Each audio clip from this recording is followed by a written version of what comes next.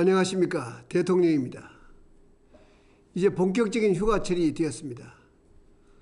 열심히 일한 국민 여러분 모두 몸과 마음의 여유를 찾는 즐거운 휴가를 보내시면 좋겠습니다. 지난 2년간 제대로 쉬지 못하고 고생한 공직자 여러분도 올해는 가족과 함께 여름휴가를 꼭 가기를 권합니다. 오늘은 우리 자신을 되돌아보게 만든 일에 대해 얘기하려 합니다.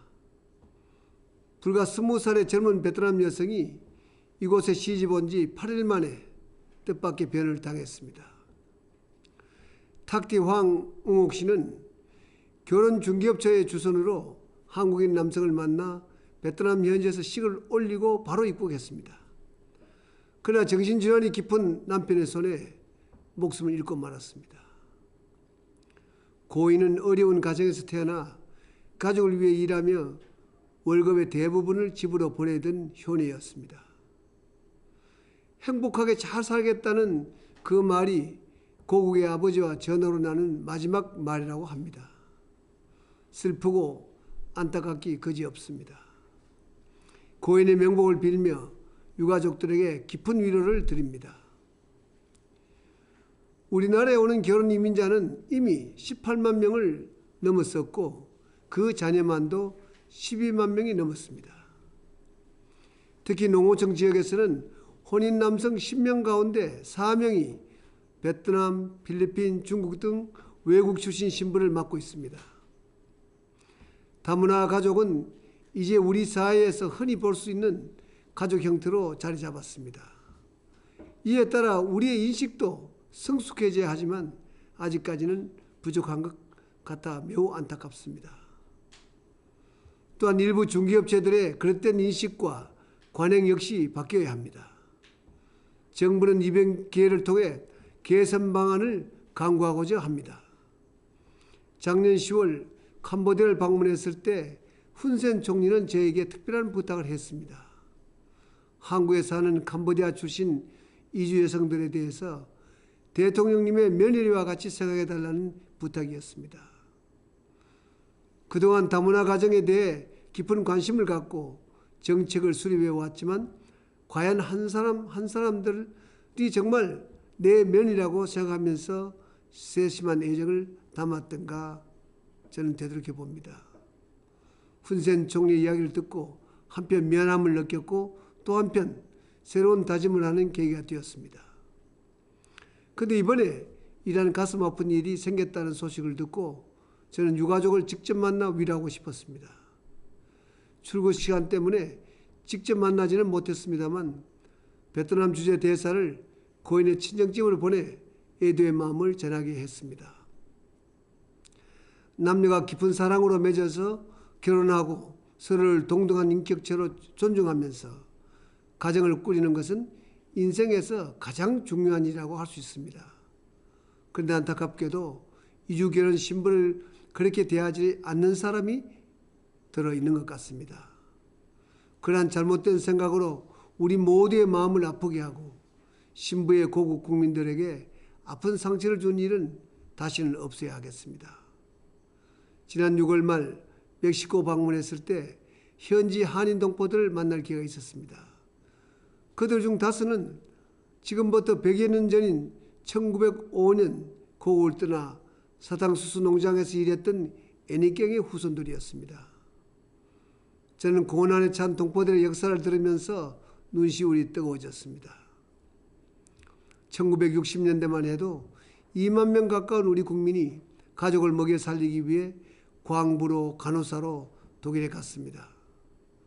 모든 것이 낯선 만리 타향에서 그분들이 겪은 어려움이 얼마나 컸겠습니까? 그분들이 흘렸던 눈물은 오늘날 우리 곁에 이주 여성들과 외국인 근로자들이 흘리는 눈물과 같습니다. 그들의 눈물이 마르지 않는 한 국민 소득이 아무리 높아져도 우리는 진정한 선진국이 될 수는 없습니다. 물론 우리에게 부정적인 모습만 있는 것은 아닙니다. 7년간 독일에서 간호사로 일한 박경옥 씨는 귀국해서 정년 퇴직을 한 뒤에도 아픈 외국인 근로자 소식을 들으면 언제든 달려가 보살폈습니다. 오늘 우리 곁에 외국인 근로자들이 바로 어제의 우리였다는 사실을 박경옥 씨는 잘 알았던 것입니다. 외식 사업을 하는 한 사회적 기업에서는 이주 여성들이 각자 자신의 모국 음식을 만들어서 식당 운영에도 큰 역할을 하는 것을 보았습니다. 지난 지방선거에서는 몽골 출신 결혼 이주 여성 이라 씨가 광역의원 비례대표에 당선되기도 했습니다. 우리 사회의 당당한 일원으로 꿈을 펼쳐나가는 이주 여성들이 참으로 대견합니다. 아직 많은 노력이 필요하지만 정부 정책도 점점 효과를 거두고 있습니다. 특히 전국의 171개 다문화 가족 지원센터는 결혼 이주 여성들의 정착에 많은 도움을 주고 있습니다. 결혼 이주 여성과 다문화 가족은 장기적으로 우리 문화를 다채롭게 하고 국가 경쟁력을 높이는 바탕입니다. 아버지의 나라와 어머니의 나라 말을 모두 유창하게 구사하고 양국 문화의 감수성을 고루 갖춘 한국인은 유능한 글로벌 인재가 될 것입니다. 역사를 돌이켜봐도 고대 로마에서 근현대의 영국과 미국에 이르기까지 사람과 문화에 대한 관용이 살아있을 때 국운이 상승했습니다. 존경하는 국민 여러분, 21세기는 상품만이 아니라 사람들이 광범위하게 자유롭게 오가는 시대입니다. 우리 동포 700만 명이 해외에 살고 있습니다. 앞으로 더 많은 이주민이 우리나라에 들어올지도 모릅니다. 우리가 역사상 한 번도 경험하지 못한 본격적인 다문화 사회가 펼쳐지고 있습니다. 역사상 번영했던 나라들은 모두 이질적인 문화를 소화하고 융합을 이루어냈습니다. 고유한 문화와 바깥에서 들어온 문화가 섞여서 크게 융성했던 것입니다.